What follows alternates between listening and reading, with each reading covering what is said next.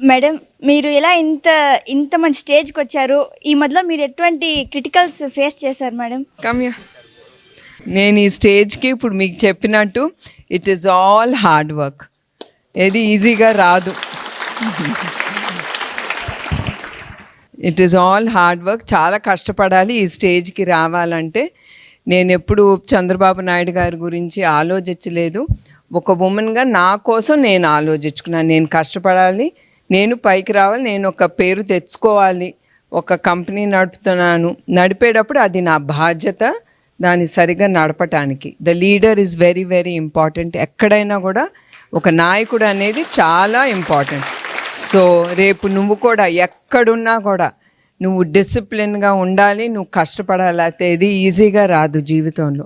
ఎవరో తెచ్చి నీకు ఇస్తారు నీ చేతిలో అనుకోవటం, that's not okay. Government will help, 10 మంది వచ్చి నీకు సహాయం చేయొచ్చు, కానీ చివరికి అది నీ చేతిలో ఉంటుంది. నువ్వు కష్టపడి నువ్వు పైకి రావాలి.